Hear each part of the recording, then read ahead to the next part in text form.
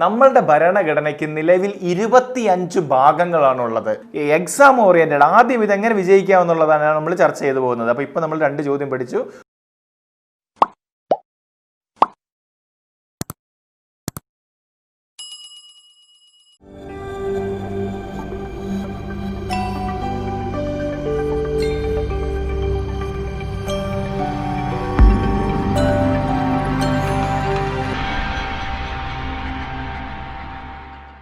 എല്ലാവർക്കും നമസ്കാരം. Top learning ആപ്പിൻ്റെ കോൺസ്റ്റിറ്റ്യൂഷൻ ക്ലാസ്സിലേക്ക് സ്വാഗതം. എൻ്റെ പേര് ഷൈൻ. നമ്മളുടെ PSCയുടെ മാറി വന്ന PSCയുടെ ചോദ്യപേപ്പറിൽ, അതായത് നമ്മൾക്ക് ഒരു പ്രിലിമിനറി വന്നിരിക്കുകയാണ്. ആ ക്വസ്റ്റ്യൻ പേപ്പറിൽ വളരെ കുറച്ച് മാത്രമേ ഭരണഘടനയുമായി ബന്ധപ്പെട്ട ചോദ്യങ്ങളും അത് നമ്മൾക്ക് മനസ്സിലാക്കേണ്ട കാര്യമേ ഉള്ളൂ. സുദീർഘമായ ഒരു ഭരണഘടനാ പഠനമൊക്കെ നമ്മൾക്ക് മറ്റുള്ള പരീക്ഷകൾക്ക് അല്ലെങ്കിൽ അടുത്ത ഘട്ടത്തിൽ നമുക്ക് കൂടുതൽ പഠിക്കാം. ഇന്ന് നമ്മൾ കൈകാര്യം ചെയ്യുന്നത് ഈ പ്രിലിമിനറി പരീക്ഷയിലെ ഈ കോൺസ്റ്റിറ്റ്യൂഷൻ, ഇന്ത്യൻ ഭരണഘടനയെ അടിസ്ഥാനമാക്കി വരുന്ന ചോദ്യങ്ങളെ എങ്ങനെ മനഃപ്പാഠമാക്കാം, അല്ലെങ്കിൽ ഒരൊറ്റ കേൾവി കൊണ്ട് അതിനെ എങ്ങനെ ഹൃദ്യസ്ഥമാക്കാം എന്നാണ് നമ്മൾ ഈ ക്ലാസ്സിലൂടെ നമ്മൾ തുടങ്ങാൻ പോകുന്നത്. അതിൽ നിങ്ങൾക്ക് വരുന്ന സാധനങ്ങൾ എന്ന് പറഞ്ഞാൽ, ഒന്ന് നമ്മളുടെ പൗരന്റെ അവകാശങ്ങൾ, അതാണ് നമ്മുടെ ഭരണഘടനയിലെ മൗലിക അവകാശങ്ങൾ. പൗരന്റെ കടമകളെ കുറിച്ച് പ്രതിപാദിക്കുന്നു, അതാണ് നമ്മുടെ മൗലിക കടമകൾ. പിന്നീട് നമ്മൾക്ക് വരുന്ന മനുഷ്യാവകാശ കമ്മീഷൻ, വിവരാവകാശ കമ്മീഷൻ, അങ്ങനെയുള്ള വളരെ കുറച്ച് കാര്യങ്ങൾ മാത്രമേ നിങ്ങൾക്ക് ഈ പ്രിലിമിനറിയിൽ വരുന്നുള്ളൂ.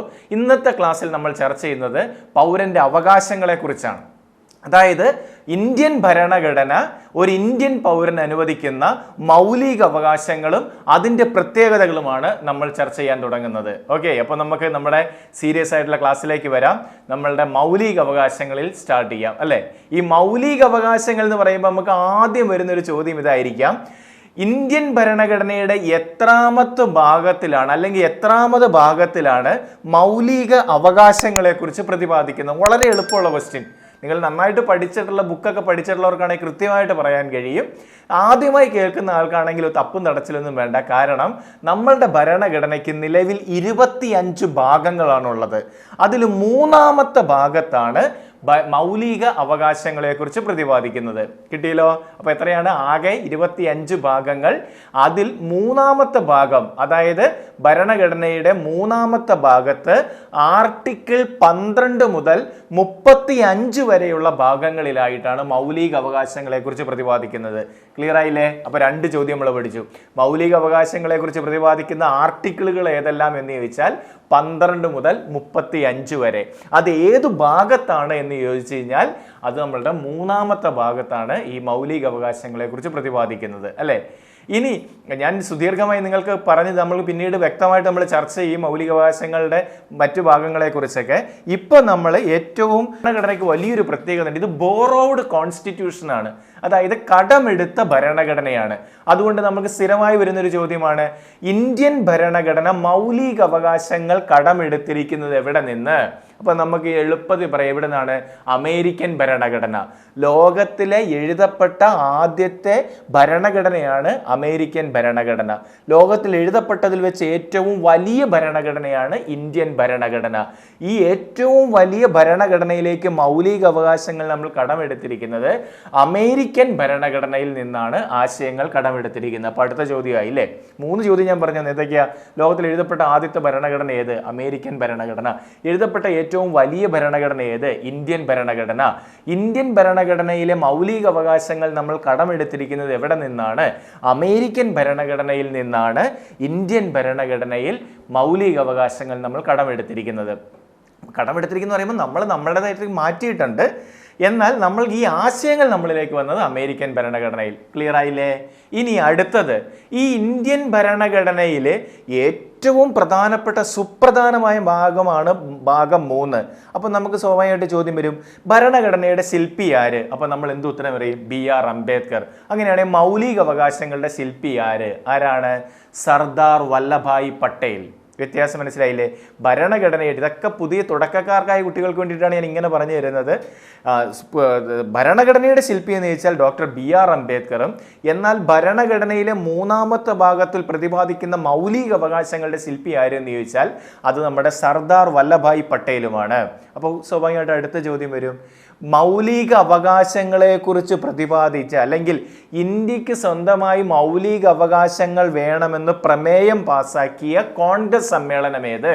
അതായത് ഈ നമ്മുടെ രാജ്യത്ത് ഇങ്ങനെ ഒരു മൗലിക അവകാശങ്ങൾ പൗരന് വേണമെന്ന് പ്രതിപാദിച്ചുകൊണ്ട് ആദ്യമായി ഒരു കോൺഗ്രസ്, അതായത് സ്വാതന്ത്ര്യത്തിനൊക്കെ കുറെ മുമ്പ് മൗലിക അവകാശങ്ങൾക്ക് വേണ്ടി പ്രമേയം പാസാക്കിയ കോൺഗ്രസ് സമ്മേളനം നമ്മളുടെ കറാച്ചിയിൽ 1931 സർദാർ വല്ലഭായ് പട്ടേലിന്റെ അധ്യക്ഷതയിൽ ചേർന്ന സമ്മേളനമാണ്.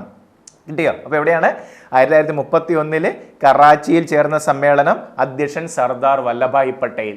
ഈ പട്ടേലാണ് പിന്നീട് നമ്മുടെ മൗലിക അവകാശങ്ങളുടെ ശില്പി എന്ന പേരിൽ അറിയപ്പെട്ടത്. പക്ഷേ ഈ അവസാനം നടന്ന പോലീസ് കോൺസ്റ്റബിൾ പരീക്ഷയിൽ ചോദിച്ച ചോദ്യം എങ്ങനെയായിരുന്നു?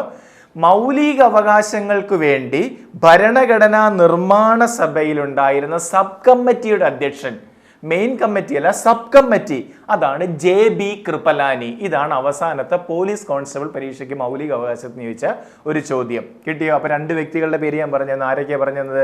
സർദാർ വല്ലഭായ് പട്ടേൽ. എന്താ ഉത്തരം നമ്മൾ പഠിച്ചത്? ഇന്ത്യൻ മൗലിക അവകാശങ്ങളുടെ ശില്പി ആര്? നമ്മളുടെ സർദാർ വല്ലഭായ് പട്ടേൽ. എന്നാൽ ഇന്ത്യൻ മൗലിക അവകാശങ്ങൾക്ക് വേണ്ടിയുള്ള അല്ലെങ്കിൽ ഭരണഘടനാ നിർമ്മാണ സഭയിൽ മൗലിക അവകാശങ്ങൾക്ക് വേണ്ടി ഉണ്ടായിരുന്ന സബ് കമ്മിറ്റിയുടെ അധ്യക്ഷനായിരുന്നു ചോദിച്ചാൽ അത് JB കൃപലാനിയുമാണ്. അപ്പൊ ഇപ്പൊ നമ്മൾ എന്തൊക്കെ പഠിച്ചു? പാർട്ട് 3 മൗലിക അവകാശങ്ങളെ കുറിച്ച് പ്രതിപാദിക്കുന്നത് പാർട്ട് 3യിൽ ആർട്ടിക്കിളുകൾ ചോദിച്ചാൽ 12 മുതൽ 35 വരെ. അത് എവിടെ നിന്ന് കടമെടുത്തു എന്ന് ചോദിച്ചാൽ അമേരിക്കൻ ഭരണഘടനയിൽ നിന്ന് നമ്മൾ കടമെടുത്തു. ഇനി രണ്ട് വ്യക്തികളെ പറഞ്ഞു, ശില്പി നമ്മളുടെ പട്ടേലും, ഇനി അതിന്റെ സബ് കമ്മിറ്റിയുടെ അധ്യക്ഷൻ ആരായിരുന്നു? JB കൃപലാനിയുമായിരുന്നു. ഓക്കെ, നമ്മൾ പഠിച്ചു. ഇനി അടുത്തത് നമ്മളുടെ ഈ മൗലിക അവകാശത്തിൻ്റെ ഏറ്റവും വലിയ പ്രത്യേകത എന്തെന്ന് ചോദിച്ചാൽ നിങ്ങൾക്ക് വരുന്ന ഒരു ചോദ്യം എങ്ങനെയായിരിക്കും? ഒരു ഇന്ത്യൻ പൗരന് രാജ്യത്തിലെ പരമോന്നത കോടതിയായ സുപ്രീം കോടതിയെ നേരിട്ട് സമീപിക്കാൻ കഴിയുന്ന ഏക വിഷയമേത്? ഒരു പൗരന്, ചോദ്യം മനസ്സിലായില്ലേ? ഒരു പൗരന് നേരിട്ട് സുപ്രീം കോടതിയെ സമീപിക്കാൻ കഴിയുന്ന ഏക വിഷയമേത്? ഇതാണ് വന്നിട്ടുള്ള ഒരു ചോദ്യം. അപ്പം നമുക്ക് ഇങ്ങനെ എഴുതിയാൽ മതി, നിങ്ങൾ ഇങ്ങനെ മനസ്സിൽ പിടിച്ചു വെച്ചാൽ മതി, ഒരു ഇന്ത്യൻ പൗരന് നേരിട്ട് സുപ്രീം കോടതിയെ സമീപിക്കാൻ അല്ലെങ്കിൽ നേരിട്ട് ഹൈക്കോടതിയെ സമീപിക്കാൻ പറ്റും. സാധാരണ ഒരു കേസൊക്കെയാണെങ്കിൽ നമുക്ക് താഴെ കോടതി, അത് കഴിഞ്ഞിട്ട് മുകളിലെ കോടതി, അത് കഴിഞ്ഞിട്ടൊക്കെ നമ്മൾ പരമോന്നത കോടതിയിൽ എത്തുകയുള്ളൂ. മൗലിക അവകാശങ്ങളെ ബന്ധപ്പെട്ട കേസാണെങ്കിൽ ഒരു പൗരന് നേരിട്ട് സുപ്രീം കോടതിയെയോ അതല്ലെങ്കിൽ അവന് നേരിട്ട് ഹൈക്കോടതിയെയോ സമീപിക്കാൻ കഴിയും. ഇപ്പം മനസ്സിലായോ? മൗലിക അവകാശങ്ങളുടെ ഏറ്റവും വലിയ പ്രാധാന്യം എന്ന് പറയുന്നത് ഇതാണ്. ഇപ്പം ചോദ്യം എന്താണെന്ന് മനസ്സിലായില്ലേ? ഒരു പൗരന് നേരിട്ട് ഹൈക്കോടതി അല്ലെങ്കിൽ ചിലപ്പോൾ ചോദ്യപേപ്പറിൽ കാണും നേരിട്ട് സുപ്രീം കോടതിയെ സമീപിക്കാൻ കഴിയുന്ന ഏക വിഷയമേത്? ഉത്തരം കിട്ടി. അത് മൗലിക അവകാശങ്ങളുമായി ബന്ധപ്പെട്ടതായിരിക്കും. ക്ലിയർ ആയില്ലേ? അതുകൊണ്ടാണ് ഭരണഘടന ഇത്രയും വലിയ പ്രാധാന്യം നമ്മൾക്ക് തരുന്നത്. നേരിട്ട് സുപ്രീം കോടതിയെയോ ഹൈക്കോടതിയെ സമീപിക്കാൻ കഴിയുന്ന വിഷയമാണ്. ഓക്കെ, ഇനി ഈ ഭാഗം 3 വിശേഷിപ്പിക്കുന്നത് ഏറ്റവും പ്രധാനപ്പെട്ട ഭാഗമല്ലേ? അതുകൊണ്ടാണ് ഒന്ന് ഇന്ത്യൻ ഭരണഘടനയുടെ ആണിക്കല്ല് എന്നറിയപ്പെടുന്ന ഭാഗം. പഠിച്ചോ? അപ്പോൾ മൗലിക അവകാശങ്ങൾ വിശേഷിപ്പിക്കുന്നത് ഇന്ത്യൻ ഭരണഘടനയുടെ ആണിക്കല്ല് എന്നറിയപ്പെടുന്നു. അതും അല്ലെങ്കിൽ ചില പരീക്ഷയ്ക്ക് ചോദിക്കുന്നതാണ് ഇന്ത്യൻ ഭരണഘടനയുടെ മാഗ്ന കാർട്ട എന്നറിയപ്പെടുന്നു. നമ്മുടെ ഭരണഘടനയുടെ, ഇന്ത്യൻ ഭരണഘടനയുടെ മാഗ്ന കാർട്ട നിങ്ങൾ കേട്ടിട്ടുണ്ട്. മാഗ്ന കാർട്ടയെ കുറിച്ച് കേട്ടിട്ടുണ്ട് അല്ലേ? ലോകത്തിലെ ആദ്യമായിട്ട് മനുഷ്യാവകാശങ്ങൾക്ക് വേണ്ടി വെച്ച ഉടമ്പടിയാണ് മാഗ്ന കാർട്ട 1215. ആ ലോകത്തിലെ ഏറ്റവും മനുഷ്യാവകാശങ്ങൾക്ക് വേണ്ടിയുള്ള ആദ്യത്തെ പ്രധാന ഉടമ്പടിയായിരുന്നു മാഗ്ന കാർട്ടയെങ്കിൽ ഇന്ത്യൻ ഭരണഘടനയിൽ മൗലിക അവകാശങ്ങൾ അല്ലെങ്കിൽ പൗരന്റെ മനുഷ്യാവകാശങ്ങൾക്ക് വേണ്ടി നിലകൊള്ളുന്ന ഭാഗമാണ് 3ാമത്തെ ഭാഗം. അതുകൊണ്ട് ഭാഗം 3 നമ്മൾ ഇന്ത്യൻ ഭരണഘടനയുടെ മാഗ്ന കാർട്ട എന്നും വിശേഷിപ്പിക്കുന്നു. അപ്പം വിശേഷണങ്ങൾ 2 സാധാരണ ചോദിക്കുന്നത്. എന്തൊക്കെയാ? 1 ആണിക്കല്ല്, 2 മാഗ്ന കാർട്ട എന്ന പേരിൽ അറിയപ്പെടുന്നു. ക്ലിയർ ആയില്ലേ? ഇനി നമ്മളുടെ ഭരണഘടന രൂപീകരിച്ച കാലത്ത്, കാര്യം അറിയാം, നമ്മളുടെ ഭരണഘടന എന്നാ നിലവിൽ വന്നത് 1950 ജനുവരി മാസം 26-ാം തീയതിയാണ് നമ്മളുടെ ഭരണഘടന പ്രവർത്തിക്കാൻ തുടങ്ങിയത്. ഈ ഭരണഘടന പ്രവർത്തിക്കുന്ന കാലഘട്ടത്തിൽ നമ്മൾക്ക് 7 മൗലിക അവകാശങ്ങളായിരുന്നു ഉണ്ടായിരുന്നത്. അതായത് ഭരണഘടന, നിങ്ങൾക്ക് ചോദ്യം വരുന്നത് എങ്ങനെയാണ്?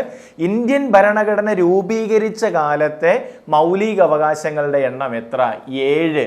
ഓക്കെ, പക്ഷെ നിലവിൽ അത് 6ആണ്. അപ്പോൾ ഇപ്പോൾ ഭരണഘടനയിൽ ഇന്ന് ഞാൻ നിങ്ങളും കൂടെ സംസാരിക്കുന്ന ഈ 2020 ഈ കോവിഡ് കാലഘട്ടത്തിൽ നമ്മളുടെ ഭരണഘടനയിലെ മൗലിക അവകാശങ്ങളുടെ എണ്ണം എന്ന് പറഞ്ഞു കഴിഞ്ഞാൽ അത് 6 മൗലിക അവകാശങ്ങളാണ് ഉള്ളത്. ക്ലിയർ ആയില്ലേ? അപ്പോൾ സ്വാഭാവികമായിട്ട് നിങ്ങൾ തന്നെ നിങ്ങളുടെ യുക്തി ഉപയോഗിച്ച് നോക്ക്. ഈ വരുന്ന ചോദ്യം എന്തായിരിക്കും? രൂപീകരിച്ച കാലത്ത് 7, നിലവിൽ 6. അപ്പോൾ ചോദ്യം എന്തായിരിക്കാം? മൗലിക അവകാശങ്ങളുടെ എണ്ണം 7-ൽ നിന്ന് 6-ലേക്ക് കുറച്ച വർഷം ഏത്? ഇത് കുറയ്ക്കണമെങ്കിൽ ഒരു ഭരണഘടനാ ഭേദഗതി വേണ്ടേ? ആ ഭരണഘടനാ ഭേദഗതി ഏത്? ആ ഭേദഗതിയായിട്ട് ബന്ധപ്പെട്ട വ്യക്തികൾ ആരെങ്കിലും ഉണ്ടെങ്കിൽ അതാരാണ്? ഇതാണ് ഓർത്തിരിക്കേണ്ട ചോദ്യം. അപ്പോൾ എന്തൊക്കെയാ?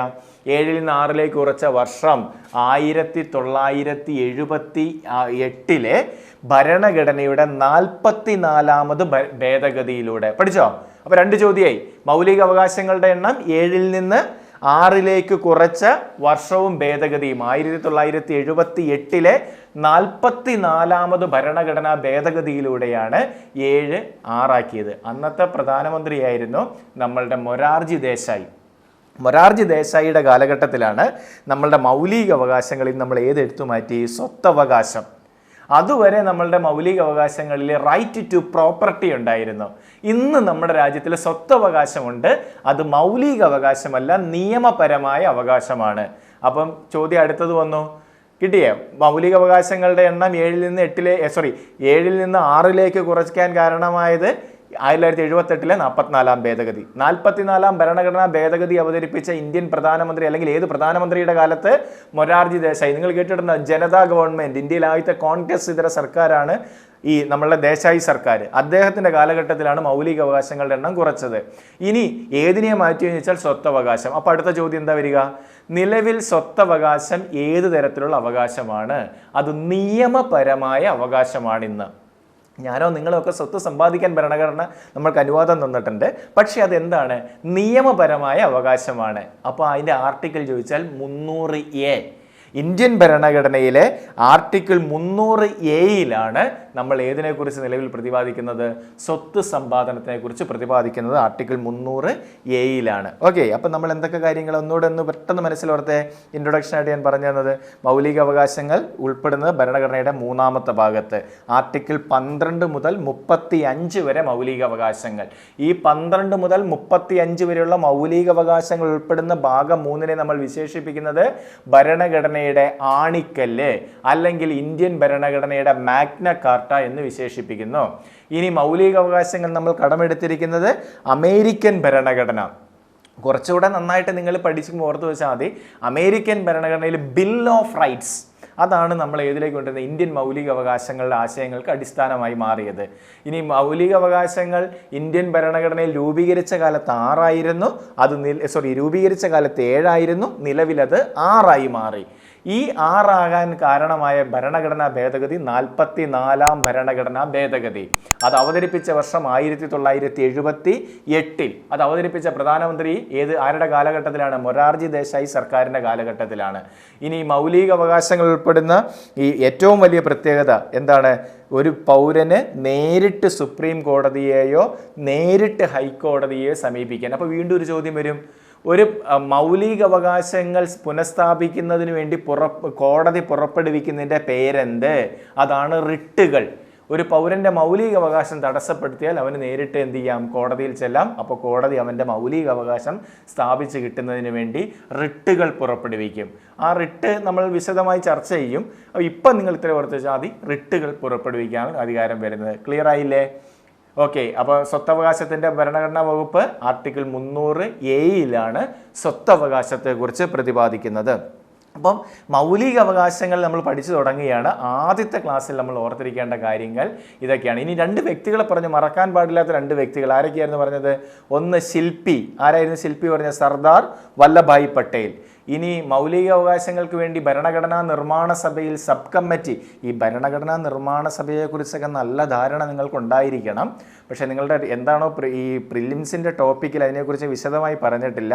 പക്ഷേ മൗലിക അവകാശം പറയുമ്പോൾ ഇതൊക്കെ ഓർമ്മ വരികയും വേണം. അപ്പോൾ ഓർത്ത് വെച്ചാൽ മതി, ഇതിൻ്റെ സബ് കമ്മിറ്റിയുടെ അധ്യക്ഷൻ JB കൃപലാനി ആയിരുന്നു. ഇനി മൗലിക അവകാശങ്ങൾക്ക് വേണ്ടി ഇന്ത്യ ഭരണഘടനയിൽ മൗലിക അവകാശങ്ങൾ വേണം, അല്ലെങ്കിൽ ഭരണഘടനയ്ക്കും മുമ്പ് നമ്മൾ കോൺഗ്രസ് ചിന്തിച്ച വർഷമാണ് 1931 കറാച്ചി സമ്മേളനം.